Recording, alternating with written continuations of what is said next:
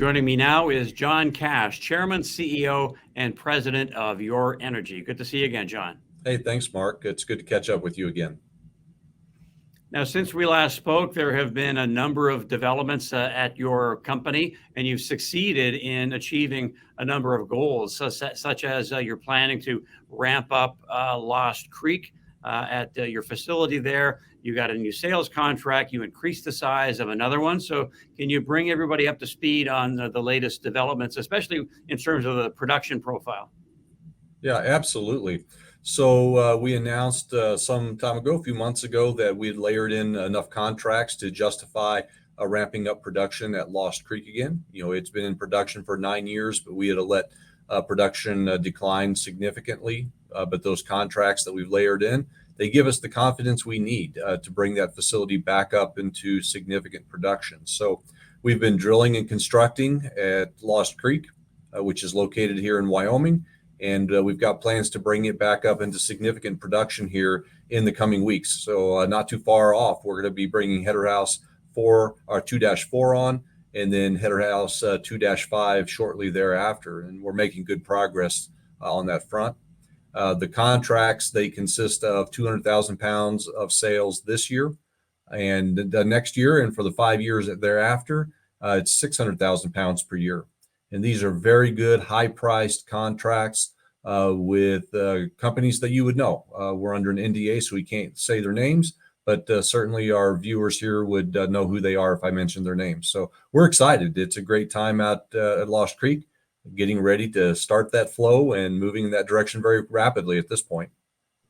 Another achievement, John, was the fact that you were successful in your bid with the Department of Energy uranium reserve, whereby you supplied them from inventory and you brought in more than $6 million in revenue. So, and that's in the rear view now for you, but give us a sense of the significance of that achievement. Oh, you know, that was a great source of cash infusion for us. That program was stood up in the waning days of the Trump administration in December of 2020. And the DOE was charged with purchasing and getting conversion services for $75 million worth of product. And finally, after some delay, they implemented the program. We bid into it. We sold 100,000 pounds, mostly from our inventory. And we're successful at a bid of $64.47 a pound. So we've now been paid for that, a little over $6 million. And it looks like that program may have been just a one-time program. However, there is some significant conversation on Capitol Hill about expanding that program going forward. And we certainly have inventories that we are ready to sell into that if they continue to grow the program and expand it. And we've also got production just around the corner. So we've got additional product there that we could sell into that reserve if and when that should occur. But it was meaningful revenue for us. We're going to apply that revenue now toward ramping up Lost Creek. And ultimately, some of that may go toward ramping up Shirley Basin as well. So it was certainly a good sale for us, and we're happy to sell to the U.S. government. Something else you've done in recent weeks is raise more than $46 million through shares and warrants. And you've said that you're going to use that in various ways. So how do you plan to allot that cash? Yeah, so we surprised the market a bit by going out and doing a raise, and that was intentional. The best time to raise money is when you don't necessarily need it right then, because that's when the bankers give you the best rates. And we were very pleased. The discount on that was 4% below VWAP. And so we were very happy, very proud to take that money down. But the reason for doing it is during ramp up, the cash burn is pretty high. And we wanted to be able to sleep well at night, knowing that we had plenty to see us through that ramp up. But also, we believe that there will be some opportunity on the M&A front in 2023 going into 2024. And we want to be prepared to participate in those discussions, especially if there are quality assets that come into play. We're very interested in growing the company larger, but only through the acquisition of assets that we believe we can put into economic production. So if you're going to be at the table, you got to have the cash to be there. And so this puts us in a really strong position to ramp up Lost Creek, but also to engage in any M&A for quality assets. All right, very interesting. Now, as far as Shirley Basin, which you touched on there, you said that you're getting closer to making a decision on building it out and ramping it up. What goes into Mhm. that decision making? And also, does this have to do with layering in more contracts? Yeah, Mark, that's exactly the thesis there. We've always been hesitant to bring on production and sink capital into the ground. Capital is very precious. We're hesitant to sink that into the ground unless we know we're going to get a return on that in the foreseeable future. So our model at UR Energy has always been to sell into long-term contracts. So we've got a very good contract book initiated there at Lost Creek. As we grow that book, if we approach our capacity, when we approach the capacity under contract at Lost Creek, then we'll switch over and begin contracting for Shirley Basin. Once we begin that contracting, that's going to be our signal to go ahead and do the build out at Shirley. We're in a good position to build that out very quickly. We're looking at building only a satellite facility that will still allow us to do the maximum production of 1 million pounds per year from the well field pursuant to our license. But the cost is minimal to be able to do that. So to build out a satellite and to build out the initial stages of the well field and ramp it up, we're looking at an expenditure of about $30 to $35 million. We can also do that very quickly, probably on the order of about 18 months, maybe a little bit longer than that because of some supply chain issues that we're aware of. But it can happen very quickly. We've done it before and we can do it again. So that's really kind of our thought process on how and when we'll ramp up Shirley Basin. John, you've spoken before about how R&D, research and development, is at the core and at the heart of your energy. And so, can you update us on phase two testing of your patented well installation technology and remind everybody about how it's already proven to lower costs and reduce drill rig times? And also, another part of that question would be the fact that ultimately you think you'll be able to license that technology to other Mhm. companies.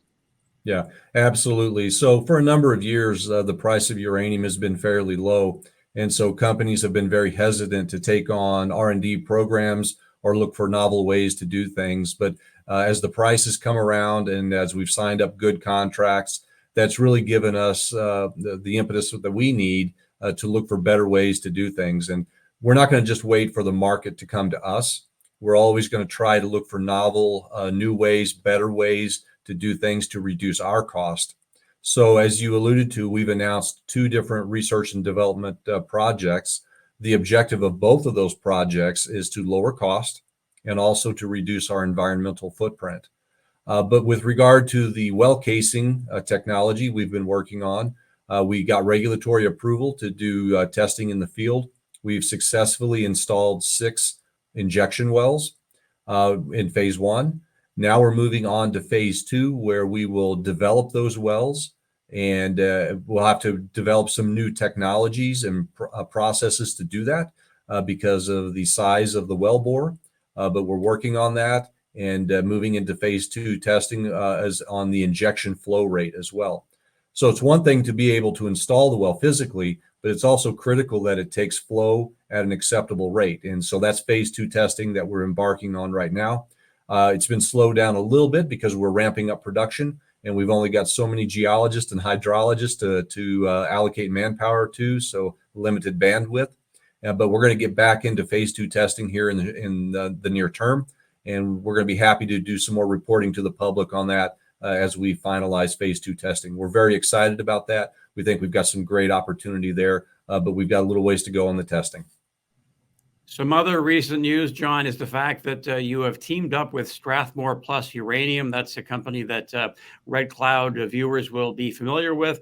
Devron Howe is the CEO, also over at F3 Uranium. And they're based in Wyoming, where you are. And Mhm. so you're going to help them advance their 3 projects and also look into the feasibility of perhaps processing some of their production down the road. So give us the broad stroke highlights of this arrangement. Yeah, you bet. Glad to.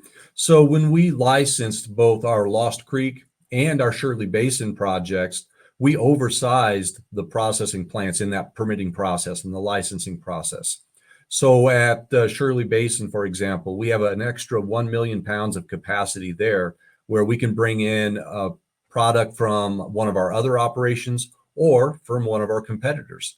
The story is the same over at Lost Creek. There, though, we have an additional 1.2 million pounds of excess licensed capacity in the processing plant that allows us to bring in resources from either one of our other properties in the area or from a competitor. So some months ago, was watching what Strathmore was doing. They were working and exploring and developing some projects in the area of our Shirley Basin, but also not too far north of our Lost Creek facility. So I reached out to Dev and I said, hey, look, we've got licensed capacity. It would make a lot of sense for you guys to work with us as you develop your properties and look for opportunities to work together for testing, processing, and things of that nature. You could work under our license. It could fairly dramatically reduce their cost and the time required for them to get licenses if and when they get to that stage. So right now we're looking into that. We don't have anything detailed worked out. That'll come in the future as they continue to develop. But I think it provides them a significant timing advantage. And at the same time, we've got the plant capacity. So it offers us an additional source of revenue coming from the plant at Lost Creek and ultimately from Shirley Basin as well. And Strathmore Plus uranium shareholders are enjoying that news that the stock has really spiked lately, in part because of what the two companies revealed. Now, lastly, a sector question for you, uranium, nuclear. We've talked about the tailwinds, but we also know that commodities in general are struggling right now, going through a rough patch. And then you've also got the possibility of recession, so a rough patch economically as well. Are the tailwinds such that momentum can continue in the sector, or are you seeing signs that there's a bit of caution out there as well?